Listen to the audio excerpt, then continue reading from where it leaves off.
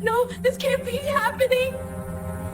The pregnancy test confirmed Amara's worst fear: she was carrying a stranger's baby from a one-night stand that was supposed to stay buried in Seoul. She thought she could handle it alone, build a quiet life, pretend that night never happened, until Park Jae-won appeared at her door like a ghost from her past, except this ghost wore a custom suit and had the dead eyes of a killer. When he learned about the baby, his hand wrapped around her throat, not squeezing but claiming, "My child is growing inside you.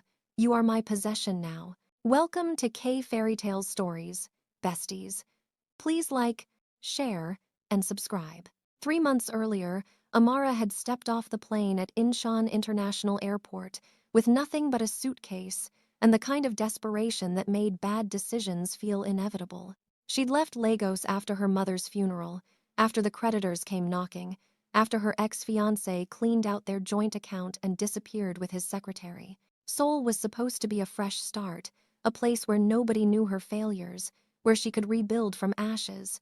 The teaching job at an international school paid just enough to cover her tiny studio apartment in Itaewon and 3 meals a day if she was careful. She taught English to bored teenagers who looked at her like she was an exotic curiosity, their eyes lingering on her curves, her dark skin, her hair that she wore natural because she couldn't afford the salon treatments Korean beauty standards demanded. That Friday night, her colleague Minji insisted on taking her out. The club was all strobing lights and bass that vibrated through bone, packed with beautiful people who moved like they owned the night. Amara nursed a drink at the bar, watching Minji disappear into the crowd with a man who looked like he'd stepped out of a fashion magazine. That's when she felt it. The weight of someone's attention, heavy and deliberate. She turned and met eyes so dark they looked black in the club's lighting. He was tall for a Korean man, broad-shouldered in a suit that probably cost more than her monthly rent, with a face that was all sharp angles and controlled violence. His hair was swept back, revealing a forehead that somehow made him look both younger and more dangerous. He didn't smile, didn't look away, just watched her like she was prey and he was deciding whether she was worth the hunt. Something in Amara's chest pulled tight. She should have looked away, should have ignored him, should have remembered that men who looked at women like that were trouble wrapped in expensive fabric. Instead, she held his gaze, lifted her chin in challenge. He moved through the crowd like water, people parting without seeming to notice they were moving.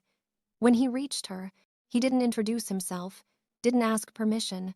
He just leaned close enough that she could smell his cologne, something dark and expensive that made her want to press closer.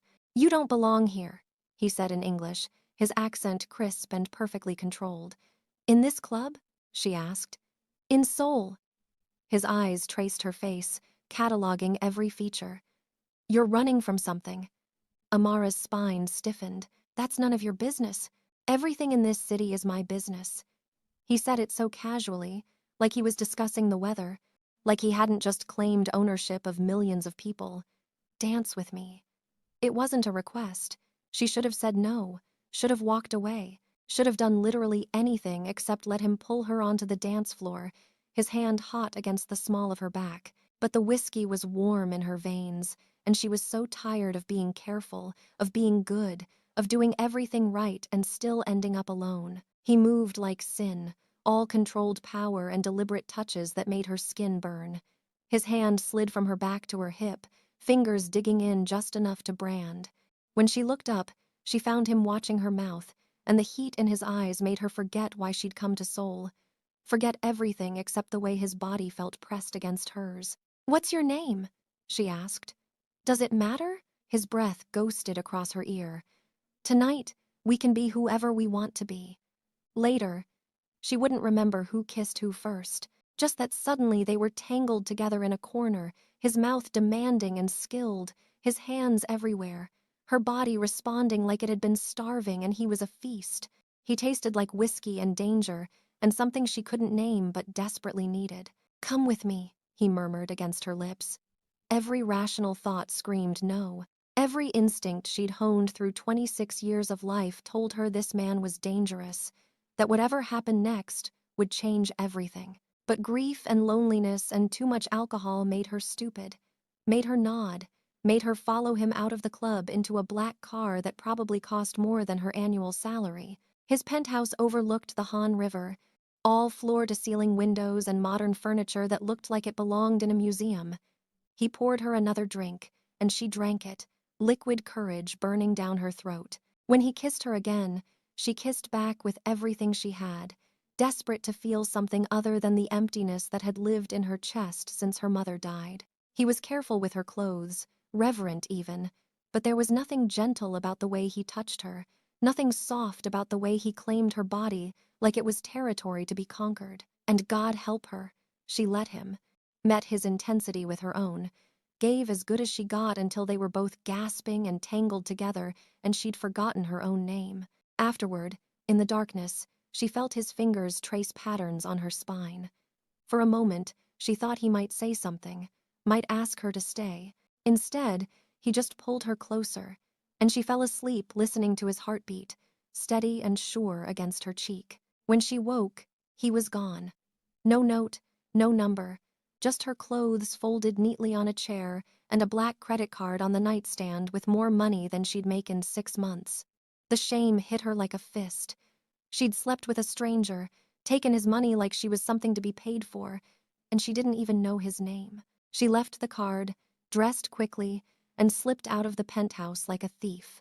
She spent the next 3 weeks trying to forget, burying herself in work, in lesson plans, in anything that kept her mind from drifting back to dark eyes and skilled hands, and the way he'd looked at her like she was something precious and profane all at once.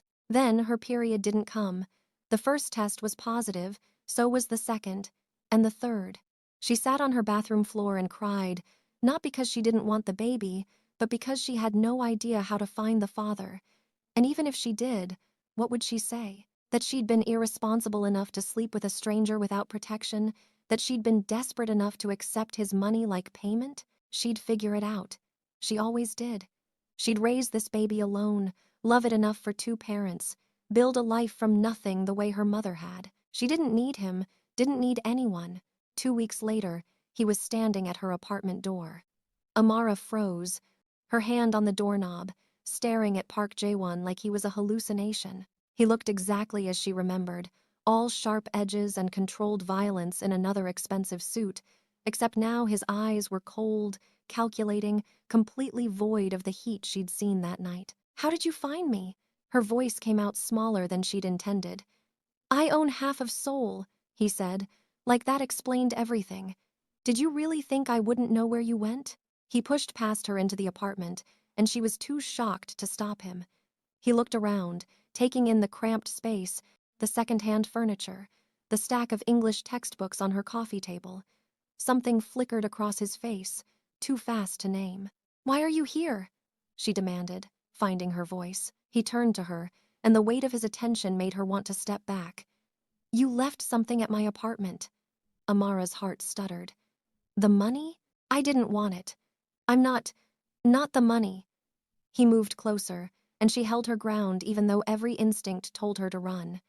"You left a bracelet, small, silver, with a charm that says strength." Her hand flew to her bare wrist. Her mother's bracelet, the only thing she had left. She'd been so desperate to leave that morning, she hadn't even noticed. "I'll get it back to you," he continued, his voice flat. "But I wanted to see you again." The honesty in that statement caught her off guard. "Why?" "Because I haven't been able to stop thinking about you." He said it like a confession, like an accusation. "Because every woman I've looked at since that night has been wrong, has been not you." Amara's breath caught. "That was just one night. We don't know each other. I know how you taste." His eyes darkened. "I know the sounds you make when you're close. I know you cry after orgasm, and I know you left before I could ask you to stay." Heat flooded her face. That wasn't supposed to mean anything. It meant everything. He was close enough now that she could smell his cologne, could feel the heat radiating off him. "Tell me you haven't thought about it. Tell me you haven't relived that night 1,000 times. She had. God, she had, even though she'd hated herself for it. "It doesn't matter. That was a mistake." "Then why are you pregnant?" The world tilted, all the blood drained from her face. Her hand instinctively went to her stomach, still flat, still hiding the secret she'd barely begun to process. How? I had you followed. No apology, no shame. My driver reported you visiting a clinic, purchasing prenatal vitamins, changing your diet. I'm not an idiot, Amara. Is it mine? She should lie, should deny it, should do anything except tell this dangerous stranger that she was carrying his child. But something in his eyes, some desperate hope beneath the cold calculation, made her honest. Yes, the word hung between them like a live wire. He moved so fast she didn't have time to react, his hand wrapping around her throat, not squeezing but holding, claiming, his thumb pressed against her pulse point, feeling it race. Say that again. It's yours, she whispered. I'm pregnant, and it's yours. His other hand came to her stomach, spread possessively over where their child was growing. My child is growing inside you. You are my possession now. I'm not anyone's possession. She tried to pull away, but his grip tightened fractionally. You became mine the moment my seed took root in your womb. The archaic language should have been ridiculous. Instead, it made something hot and dangerous coil in her belly. This doesn't change anything. I can raise this baby alone. No. The word was absolute. You'll move into my penthouse. You'll quit your job. You'll want for nothing. I don't want your money. You want my child to grow up in this? He gestured around her apartment with contempt. You want my heir sleeping in a closet-sized room, eating cheap food, wearing second-hand clothes? Better than growing up with a father who... She stopped, but he finished for her. Who what? Who paid you after sex? Who treats you like property? His smile was sharp. I won't apologize for either. You needed money. I gave it. You're carrying my child. You're mine. These are facts. Amara shoved at his chest, and surprisingly, he let her go. She put distance between them, wrapping her arms around herself. I don't even know you. You could be anyone, a criminal, a murderer. I'm both.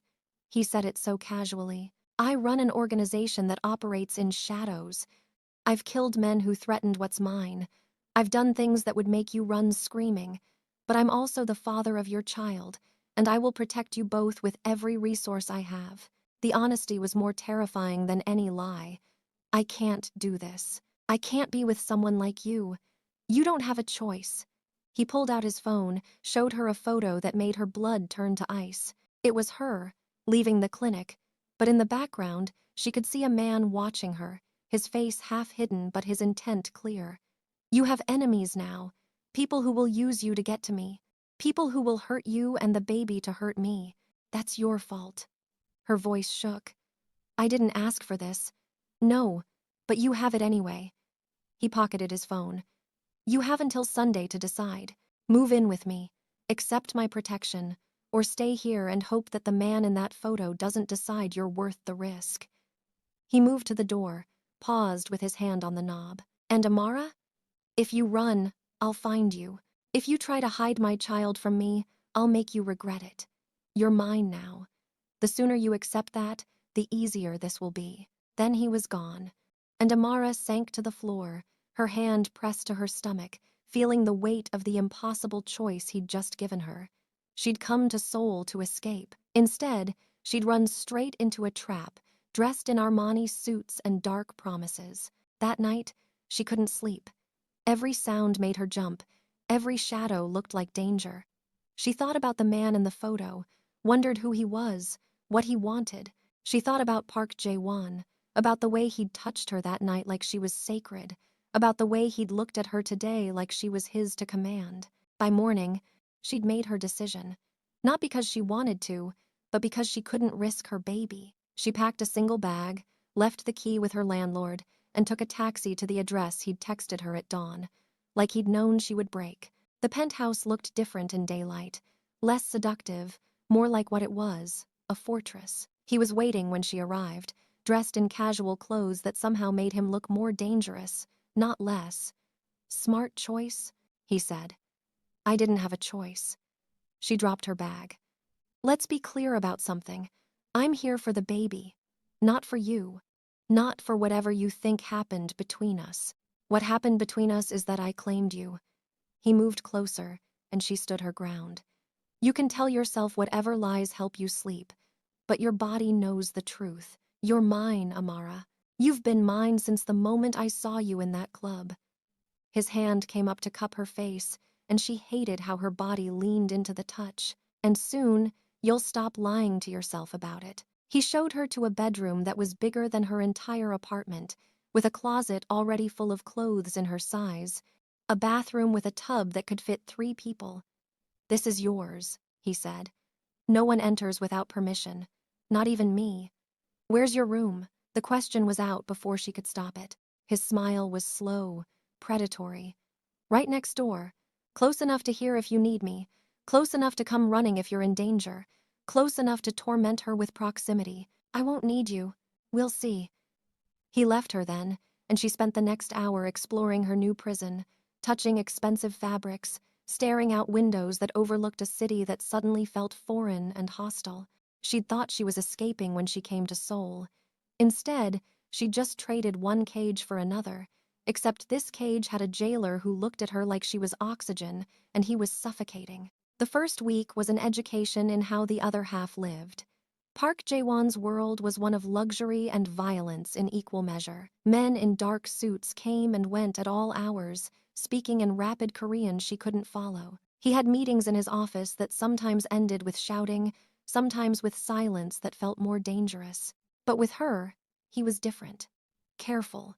He made sure she ate 3 meals a day, hired a personal chef who could cook both Korean and Nigerian food. He brought her prenatal vitamins every morning, watched her take them like he didn't trust her to remember. He had a doctor come to the penthouse, a woman who examined her gently and confirmed the baby was healthy, growing right on schedule. "You're 8 weeks along, doctor," Kim said in perfect English. "Everything looks good, but you need to reduce stress." Park Jae-won had been in the room for the examination, standing in the corner like a sentinel. Now he moved forward. "What kind of stress?" "Any kind. Emotional, physical. She needs calm, peace, security." "Doctor." Kim looked between them, and Amara could see her putting pieces together. The father should be supportive, present, gentle. "I'm all of those things," he said, and Amara almost laughed because he was none of them. But after the doctor left, he surprised her. He cleared his schedule for the week, stayed in the penthouse, just existing in the same space as her. He didn't push, didn't demand, just made sure she was comfortable, that she had everything she needed. It was more unnerving than his earlier possessiveness. One evening, she found him in the living room, staring out at the city. Without thinking, she sat beside him. "Why are you doing this?" "Doing what?" "Being kind. You don't strike me as a kind man." He turned to look at her, and something raw flickered across his face. "I'm not. Ask anyone in Seoul, and they'll tell you I'm ruthless, cold, unforgiving. But with you?" He reached out, traced her jawline with one finger. "With you, I want to be different." "Why?" Her voice was barely a whisper. "Because you're carrying my child. Because when I look at you, I don't see someone to use or manipulate or destroy. I see someone I want to protect." His hand dropped. "Because for the first time in my life, I care if someone thinks I'm a monster." The honesty stole her breath. "I do think you're a monster." "I know." He smiled, sad and beautiful. "But maybe you can teach me to be a man instead." That night, she dreamed of him. Not the dangerous stranger from the club, but the man who brought her vitamins, who listened to her talk about her mother, who looked at her stomach like it held his entire world. She woke confused and aching, her body remembering things her mind wanted to forget. The second week brought complications. Amara was in the kitchen making tea when she heard voices, loud and angry, coming from Jae-won's office. She knew she shouldn't eavesdrop, but curiosity won. She crept closer, pressed against the wall. "You're compromised." An older man's voice, harsh with disapproval. "This woman, this baby, they make you weak. They make me stronger." Jae-won's voice was steel. "I have something to protect now, something worth fighting for. You have an organization to protect. Hundreds of men depending on you, and you're risking everything for a woman you barely know. She's carrying my heir. Then take the child when it's born, pay her off. Send her back to whatever country she crawled from." The contempt in those words made Amara's hands clench. "But don't marry her. Don't let her destroy everything you've built. I'll marry her whenever I please. Jaewon's voice dropped. Dangerous. And if you question my decisions again, you'll find yourself replaced. She stays. The baby stays. This is not negotiable. Silence. Then footsteps.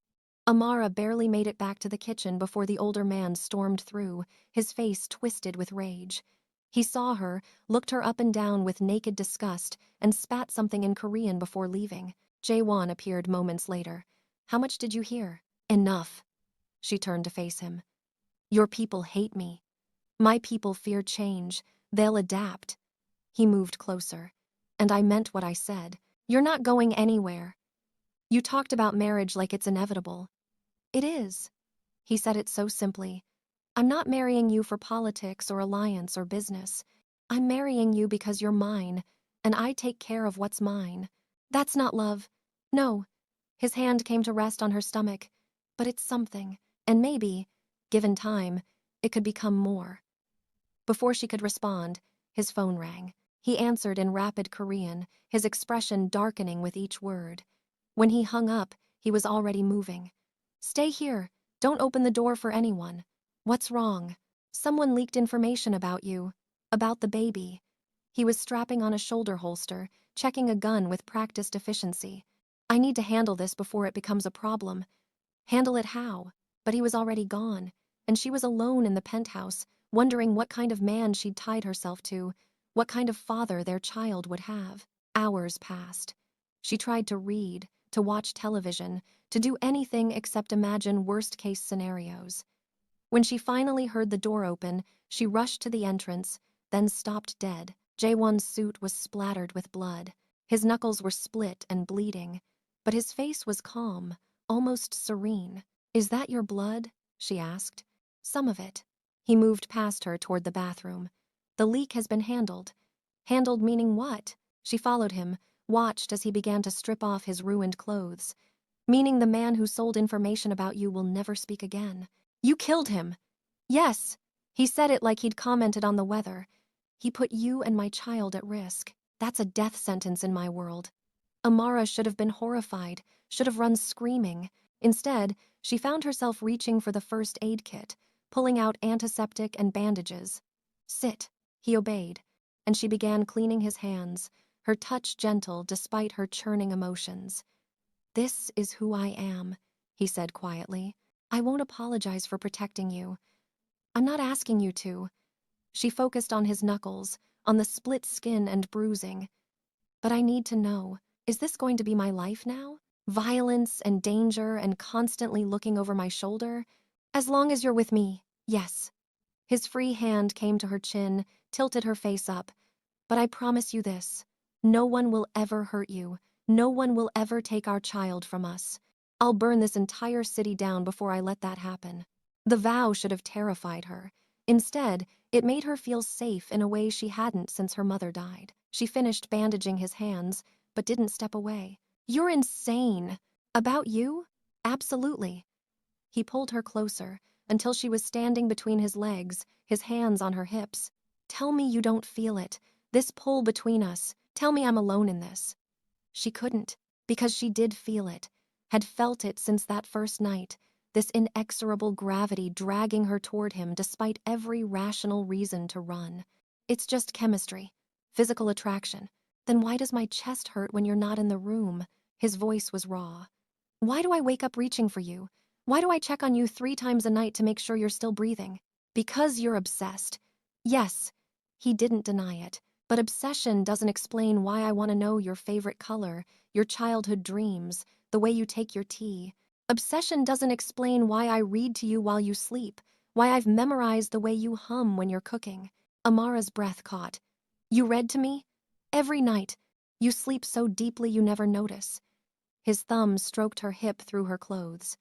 I read because my mother read to me when I was young, before she died. I want our child to know my voice, to associate it with safety and love. The image of this dangerous man reading bedtime stories to her sleeping form, to their unborn child, cracked something open in her chest.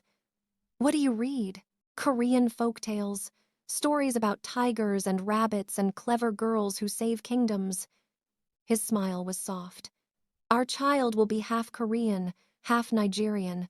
I want them to know both worlds, to be proud of both. You've thought about this. I think about nothing else. He pulled her closer still, until she had to brace her hands on his bare shoulders. You think I'm a monster, and you're right. But for you, for this baby, I'm trying to be something better. Give me a chance to prove it. How? Stay. Not because I'm forcing you, but because you choose to. Let me show you who I can be when I have something worth being better for. His forehead touched hers. Let me love you, even if you can't love me back. The word love hung between them, too big and dangerous. She should deny it, should push him away, should remember that this man had killed today, would kill again. Instead, she kissed him. It started gentle, questioning, but within seconds it ignited into something desperate. His hands tangled in her hair, angling her head for better access. She climbed into his lap, straddling him, feeling his immediate response. When they finally broke apart, both breathing hard, his eyes were black with want. Amara. Her name was a plea and a warning. Tell me to stop. Don't stop. She kissed him again. Don't you dare stop. He stood, lifting her easily, and carried her to his bedroom. The last coherent thought she had was that she was making another mistake, another stupid decision that would change everything. Then his mouth was on her skin, and she stopped thinking entirely. Afterward, in the darkness, she felt his hand trace patterns on her stomach, protective and possessive. I wasn't careful, he said quietly. But you're already pregnant, so that's not the point. She turned to face him. We can't keep doing this. This isn't a relationship. This is everything. He cut her off. Stop lying to yourself. Stop pretending you don't feel this. Feel what? Lust? Physical attraction? Love. The word was a bomb detonating between them. You're falling in love with me, just like I'm falling in love with you. And it terrifies you because you didn't plan for this, didn't want to care about the man who got you pregnant and complicated your entire life. You don't love me. Her voice shook. You love the idea of me, of having a family, of having something that's yours. I love how you hum when you cook. I love how you bite your lip when you're concentrating. I love how you defend me even when you don't want to, how you see humanity in me when everyone else sees a monster. His hand came to her face. I love that you're carrying my child. Yes, but I'd love you even if you weren't. I loved you from that first night, when you looked at me like I was dangerous and chose me anyway. Tears burned her eyes. This is moving too fast. Then tell me to slow down. Tell me you don't want this, and I'll give you space. But he wouldn't. They both knew it. He was too possessive, too obsessed, too far gone. I can't, she whispered the confession.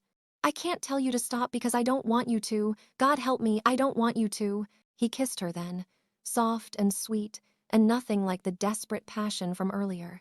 When he pulled back, his eyes were suspiciously bright.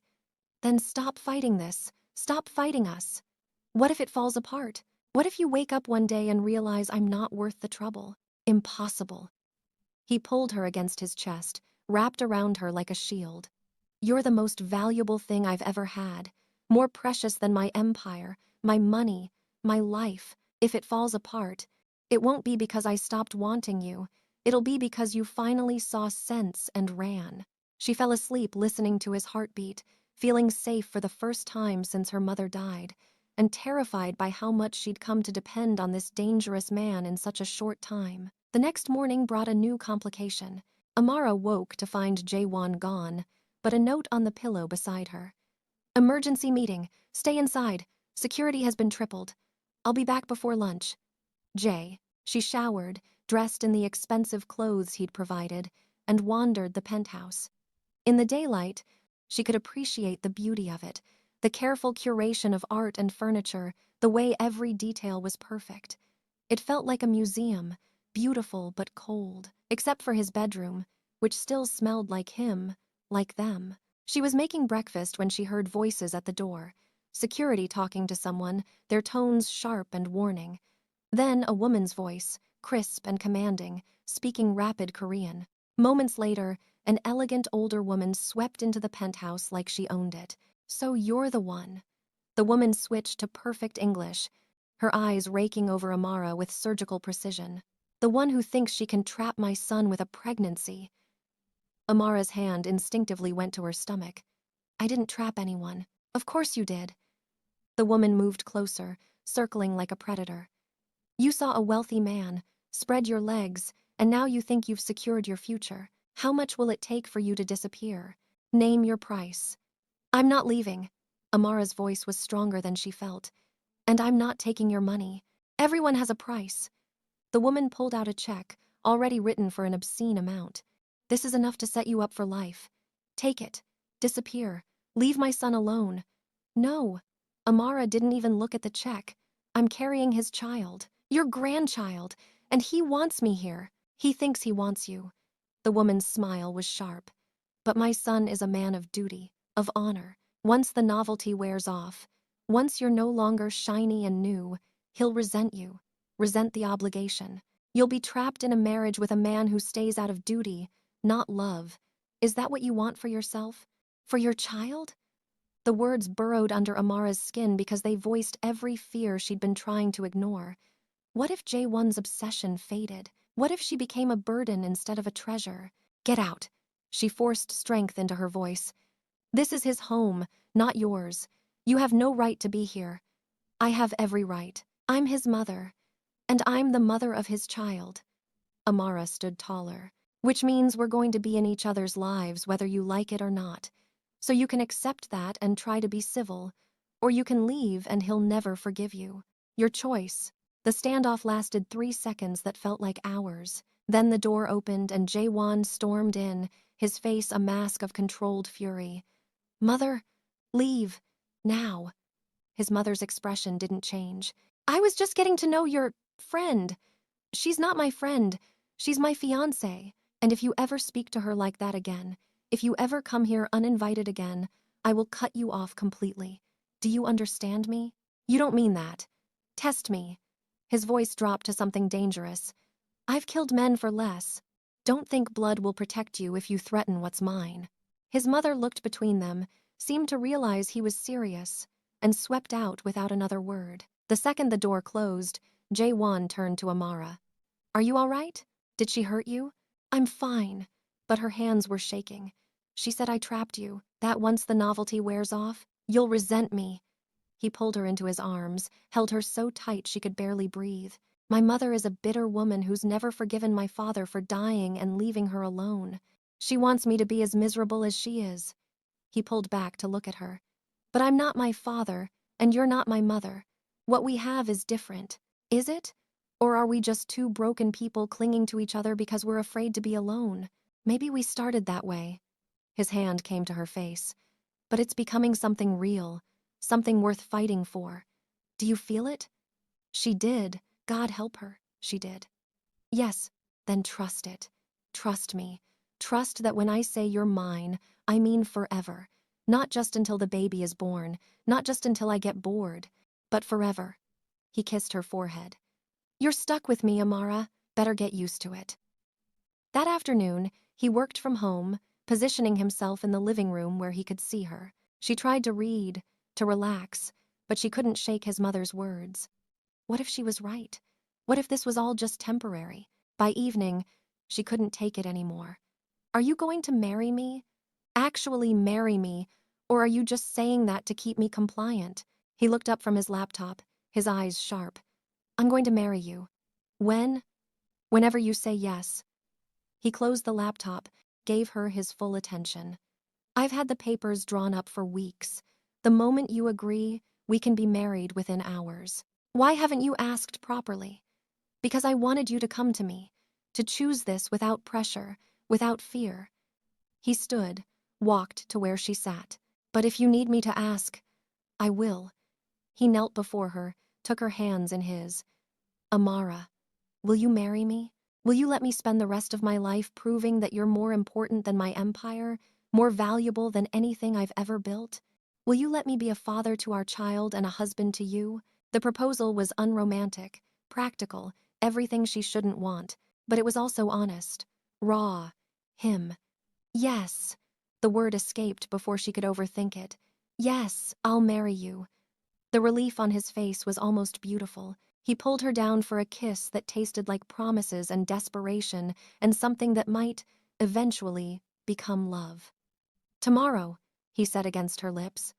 "We'll do it tomorrow." "That's too fast. I've waited long enough." His hand covered her stomach. "I want my child born legitimate.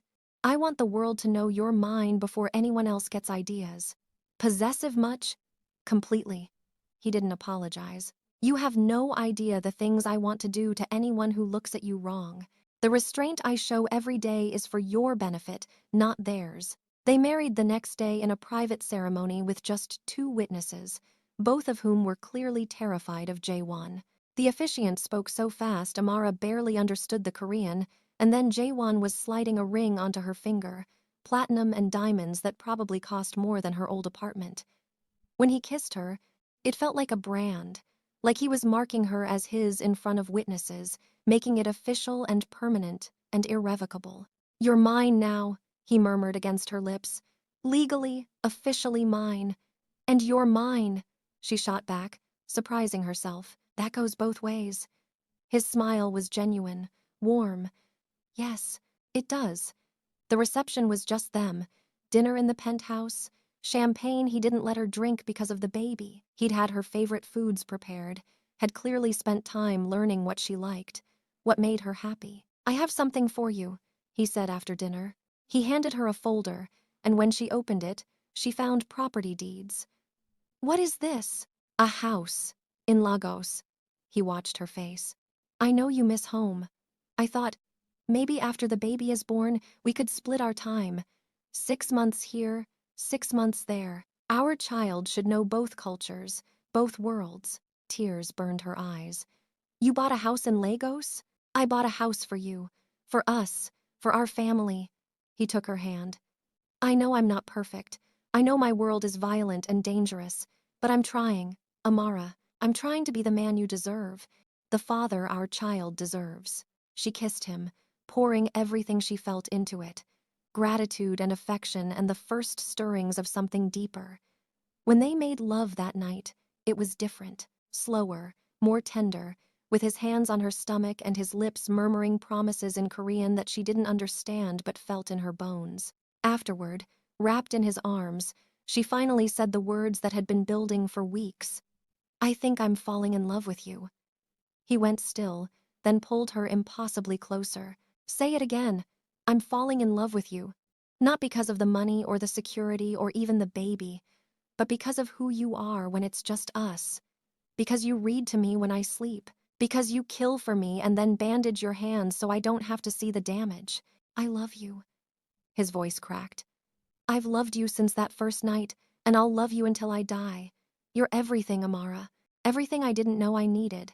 They lay like that for hours, neither sleeping, just existing in the certainty of what they'd found. For the first time since her mother's death, Amara felt like she was home. Not in a place, but in a person. The peace lasted exactly 2 days. Amara was at a prenatal appointment with Dr. Kim, Jaewon beside her watching the ultrasound screen like it held the secrets of the universe. When his phone rang, he ignored it. It rang again. And again. Finally, he answered, his voice sharp. The conversation was in rapid Korean, but Amara didn't need to understand the words to catch the urgency. "I have to go." He stood, his face grim. "Stay here until security comes to get you. Don't leave this building." "What's wrong?" "Someone attacked one of my warehouses. Killed 3 of my men." His jaw was tight. "This is a declaration of war." "Then don't go." She grabbed his hand. "Let someone else handle it." "I can't. If I don't respond immediately, I look weak. And weakness in my world means death." He kissed her hard and fast. "I'll be back before dinner, I promise." But he wasn't. Dinner came and went with no word. She tried calling, but his phone went to voicemail. Security wouldn't tell her anything, just kept assuring her that their boss was fine, that he'd be back soon. By midnight, she was pacing the penthouse, her imagination running wild with worst-case scenarios. That's when the door opened, and he stumbled in, supported by 2 of his men. Blood covered his left side, and his face was pale. "Oh my God!" Amara rushed forward. "What happened?"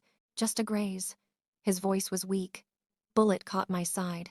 I'm fine. You're not fine. She helped get him to the couch while one of his men called Doctor. Kim, why didn't you go to a hospital? Can't, he grimaced as she pressed a towel to his side. Too many questions, too much exposure. Doctor. Kim arrived within 20 minutes and patched him up with brisk efficiency. The bullet went through, missed anything vital. He's lucky. She looked at Amara. But he needs rest, no stress, and someone to watch for infection. After the doctor left, Amara helped him to bed, her hands gentle despite her racing heart. You promised you'd be back for dinner. I'm sorry. He caught her hand. The situation was worse than I thought. Our rivals are making a move, trying to take territory while they think I'm distracted with you and the baby. Then give it to them. The words burst out. Give them whatever they want. Just stop putting yourself in danger. I can't do that.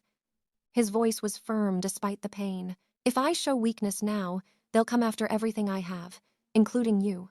I don't care about the Empire. She was crying now. I care about you, about our baby having a father. What good is all this power if you're dead? I'm not going to die. He pulled her down beside him. But I need you to understand something. This is who I am. This is the world I live in. Violence is the language we speak. If I stop now, if I back down, we'll never be safe. She hated that he was right, hated that the man she loved was also a man who killed and fought and bled for power. I can't lose you. The admission was quiet. I just found you. I can't lose you. You won't. He kissed her forehead. I promise. You won't. But promises were fragile things in a world made of violence. The next morning, she woke to find him gone. Another note on the pillow. Early meeting. We'll be back soon. But soon became hours, and hours became afternoon. She was in the kitchen making lunch when she heard shouting from the entrance, then a gunshot that made her heart stop. She ran toward the sound and found security holding a man at gunpoint. He was young, maybe 20, with wild eyes and a gun that shook in his hand. Where's Park Jae-won? He demanded in Korean. I know he lives here. I know his whore is here. Amara should have stayed hidden, should have let security handle it. Instead, she stepped into view. Who are you? The man's eyes locked on her, his gun swinging to point at her stomach. You're her. The reason my brother is dead. Park Jae-won killed him, and now I'm going to kill what he loves. Time slowed. Amara saw his finger tighten on the trigger, saw security moving but not fast enough, saw her life and her baby's life about to end. Then a shot rang out. The young man dropped, a hole blooming in his chest. Jae-won stood in the doorway, his gun still raised, his face a mask of cold fury. Get her out of here, he ordered security. Now. But Amara couldn't move, couldn't breathe, couldn't process that she'd almost died, that her baby had almost been killed. Jae-won crossed to her in 3 strides, pulling her against him. You're okay. You're safe. I'm here. He was going to kill me. Her voice shook. Kill our baby. But he didn't. He's dead, and you're alive, and that's all that matters. He held her so tight she could barely breathe. I'm sorry. I'm so sorry. I should have been here, should have protected you better. This isn't your fault. But even as she said it, she wondered, how many more attempts would there be? How many more times would someone try to hurt her to get to him? That night, she couldn't sleep. Every noise made her jump, every shadow looked like a threat. Jae-won held her through it, murmuring reassurances, but she could feel his tension, knew he was struggling with his own demons. We can't keep living like this, she said finally. I can't raise our child in a war zone. I know. His voice was hoarse. I'm going to end this. Whatever it takes, I'm going to end this war and make sure you're safe. How? By doing what I should have done from the start. By eliminating every threat, every rival, every person who might come after what's mine. The cold calculation in his voice should have scared her. Instead, it made her feel safe. That's going to mean more violence, more blood. Yes, he didn't sugarize it, but it's the only way. In my world, you can't show mercy. You can't leave enemies alive to come back stronger. You have to be absolute. She turned to look at him, saw the man she loved and the monster he could become, and realized they were the same person. Then do it. Whatever you have to do, do it, because I won't raise our child in fear. I love you. He kissed her, fierce and desperate. I love you so much it terrifies me. I love you too. And she did. God help her, she did. Now go make us safe. The war lasted 3 days. Amara stayed in the penthouse, security tripled, while Jae-won systematically dismantled his rivals. She didn't ask for details, didn't want to know how many people died so she could feel safe. She just waited, her hand on her growing stomach, praying he would come back to her. On the 3rd day, he returned covered in blood and exhaustion, but victorious. It's done, he said simply. They're all gone. No one left who would dare come after you. She should have been horrified, should have seen him as the monster he'd become. Instead, she just pulled him close and held on. Thank you for keeping us safe.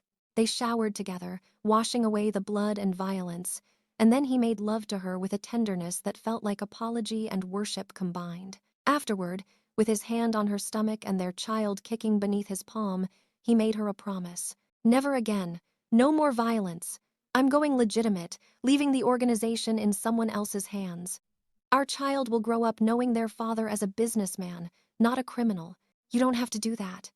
Yes, I do. He kissed her stomach. Because I want to be there for every moment, every first, every milestone, every scraped knee and broken heart. And I can't do that if I'm dead or in prison. So I'm choosing you, choosing our family, choosing a different life. The transition wasn't easy. His men didn't understand, saw it as weakness. But Jae-won was absolute. Within months, he'd transferred power, had insulated himself from the criminal elements of his empire, had become just another wealthy businessman with a beautiful wife and a baby on the way. Amara's belly grew round and heavy. She'd never felt so beautiful, so loved, so cherished. Jae-won treated her like she was made of glass and starlight, attending every doctor's appointment, reading every baby book, preparing for fatherhood with the same intensity he'd once applied to building his empire. When she went into labor, he was there, holding her hand, coaching her through contractions, looking more terrified than she'd ever seen him. You're okay, he kept saying. You're doing amazing. I'm here. I'm right here. Their daughter was born at sunrise, screaming her displeasure at the world with impressive lungs. She had Amara's dark skin and Jae-won's eyes, a perfect blend of both of them. When the nurse placed her in Amara's arms, she burst into tears, overwhelmed by love and relief and joy. She's perfect, Jae-won whispered, his own eyes wet. You're both perfect. He kissed Amara's forehead. Thank you for giving me this, for giving me her, for giving me a reason to be better. What should we call her? Amara asked. Hope. The name came out without thought, because that's what she is. Our hope for a better future. Hope Park. Jae-won tested the name, smiled. I like it. He gently touched his daughter's tiny hand, and she immediately gripped his finger with surprising strength. She's strong, like her mother.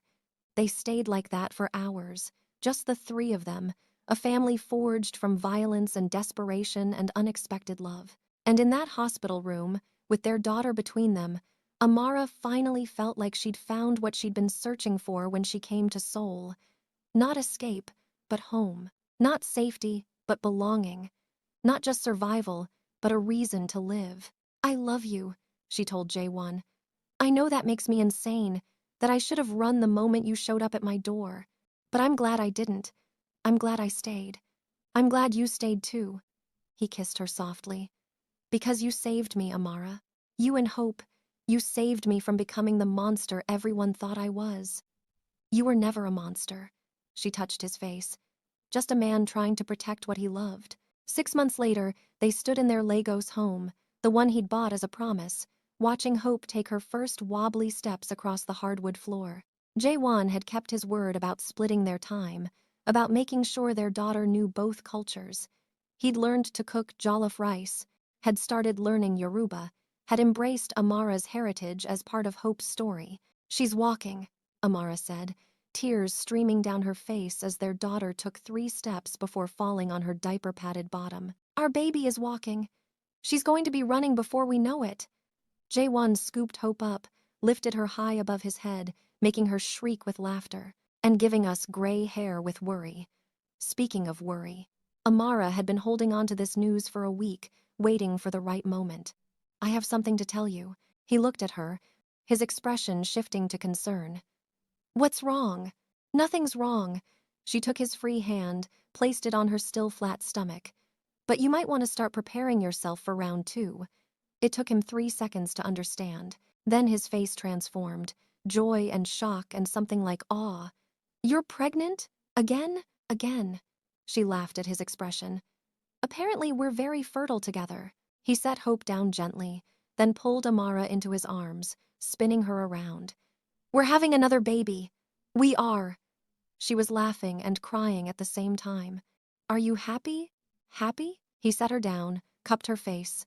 Amara, you've given me everything. A daughter, a family, a reason to wake up every morning and try to be better. Now another child? He kissed her deeply. I'm the luckiest man alive. That night, after Hope was asleep in her crib and they lay tangled together in bed, Jaewon ran his hand over her stomach. Boy or girl, what do you hope for? Healthy, that's all that matters. She covered his hand with hers. But maybe a boy this time. So Hope has a little brother to boss around. A son. The word came out reverent. I'd like that. Teach him to be gentle, to respect women, to be nothing like the man I was before I met you. You're a good man, Jaewon. You always were. You just needed someone to believe in you. And you did, when no one else would, when I didn't believe in myself. You saw something worth saving. He kissed her stomach. I'll spend the rest of my life proving you right.